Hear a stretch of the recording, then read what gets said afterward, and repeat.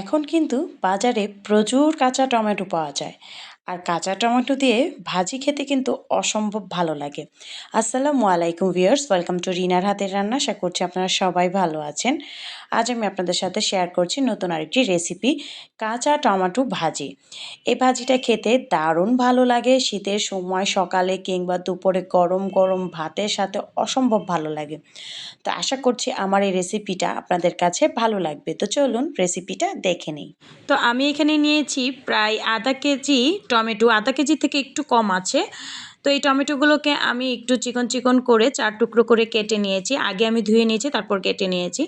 তো চুলায় একটি হাঁড়ি বসিয়ে দিলাম, দিয়ে দিয়েছি 1/4 কাপ সরিষার তেল, খাঁটি সরিষার তেল। আপনারা চাইলে এখানে সরিষার তেলের পরিবর্তে এখানে আপনারা সয়াবিন তেলও দিতে পারেন। তারপর দিয়ে দিচ্ছি দুটো শুকনো মরিচ দুটোকে 2 টুকরো করে নিয়েছি। তারপর এখানে দিয়ে দিচ্ছি 5 থেকে 6টি রসুনের কোয়া, চিকন চিকন করে কেটে নিয়েছি। রসুনের কোয়াটা মানে একটু হালকা ভেজে নিয়েছি। তারপরে এখানে আমি এখন দিয়ে দিব পেঁয়াজ কুচি। আমি এখানে 1/4 কাপ পেঁয়াজ কুচি নিয়েছি। তো পেঁয়াজ আর রসুনটাকে আমি এখন হালকা করে ভেজে নিব। তো রসুন আর পেঁয়াজটা ব্রাউন কালার করে ভেজে নিয়েছি।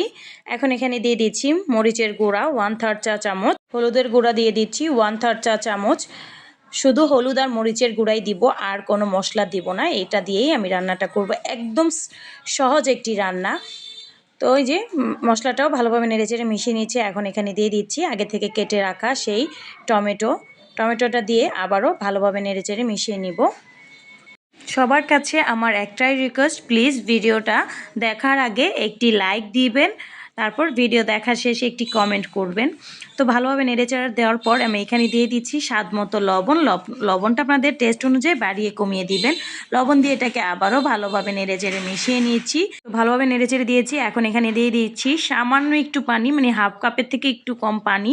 এর থেকে বেশি পানি দিব না, টমেটোগুলো কিন্তু খুব তাড়াতাড়ি সিদ্ধ হয়ে যাবে। অল্প একটু পানি দিয়ে আবারও এটাকে নেড়েচেড়ে দিচ্ছি, দিয়ে এটাকে ঢাকনা দিয়ে ঢেকে, তো চুলার আঁচটা মিডিয়ামে রেখে ঢাকনা দিয়ে ঢেকে এটাকে পুরোপুরি সিদ্ধ হওয়া পর্যন্ত রান্না করে নিচ্ছি। ফিরে এসেছি প্রায় 7 মিনিট পর। আমি কিন্তু অফ ক্যামেরায় আরও কয়েকবার নেড়েচেড়ে দিয়েছি। যদি এটাকে নাড়াচাড়া না দেন তাহলে কিন্তু পুড়ে যেতে পারে। তো ভালোভাবে নেড়েচেড়ে দিচ্ছি, আর এটাকে আমি আরও 3 থেকে 4 মিনিটের মতো সময় নিয়ে রান্না করে নিব। আর এই পর্যায়ে আমি চুলার আঁচটা একটু বাড়িয়ে দিব।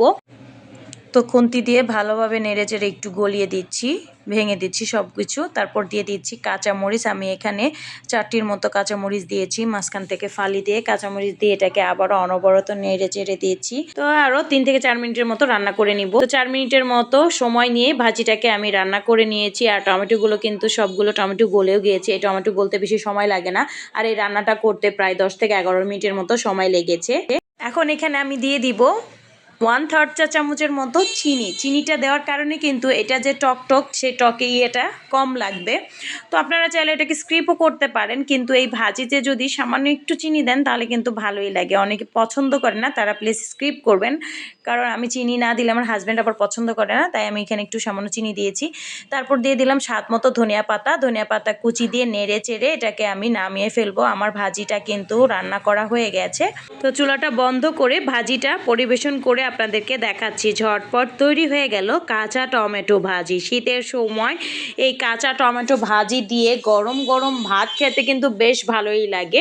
আমার কাছে তো অনেক ভালো লাগে, আপনাদের কাছেও ভালো লাগবে। নতুন নতুন রাঁধুনীয় প্রবাসীর ভাইয়ারা কিন্তু অবশ্যই ট্রাই করবেন। এবং আমার এই রেসিপিটা যদি আপনাদের কাছে ভালো লেগে থাকে তাহলে অবশ্যই লাইক, কমেন্টস এবং আমার চ্যানেলটি সাবস্ক্রাইব করবেন। পাশে থাকা বেল আইকনটি প্রেস করে রাখবেন, তাহলে আমার ভিডিও পোস্ট করা মাত্রই আপনাদের কাছে নোটিফিকেশন চলে যাবে।